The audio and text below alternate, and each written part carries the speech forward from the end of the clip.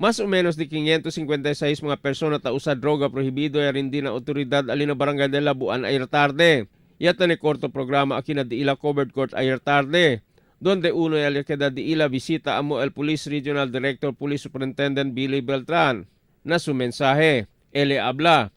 El mga sindikato ta mezcla sila tawas, kandela o candy para kadalang manada. Por eso aquellos que ta usa con ta queda malo el cabeza. Lalo na yung mga nakakarating po dito sa ating mga barangay, yung mga drogang nakakarating dito. Alam niyo po ba na ito ay adulterated na? Alam niyo po ba na ito ay may mga halo ng mga ibang, may halong tawas, may halong kandila, may halong candy. Kaya yung lason ay lalong naging lason sapagkat hinahaluan ito para lamang dumami. Ay ano, nagiging epekto? Ay iba-iba pong epekto sa iba-ibang epekto sa bawat isa sa gumagamit. Yung iba'y natsetsempohan, ang tinatamaan talaga yung parte ng utak nila na kaya ilang gamit pa lang wala, nasisira na po kagad ang ulo.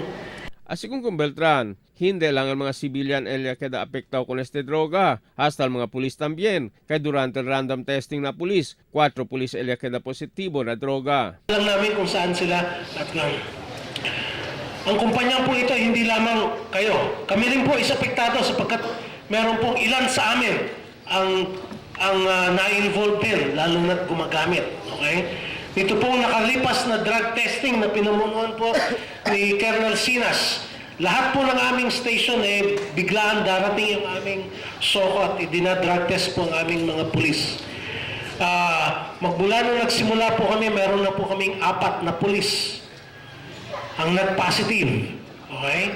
Kaya kung ano man yung punishment na kakulangan sa kanila, talaga dismissal po kagad sa sila. Napakahirap magpulis. Sa isang iglap, tapos ang kanilang karir. Tapos ang kanilang kinabukasan. May kaso pang kinaharap. Nalista dal pulisya rinde el 280 persona na Labuan, 193 na patalon, 61 na sinubong, 22 na limpapa. Itsene total de 556 mga persona. Emil Tuban, Dateline Zamboanga.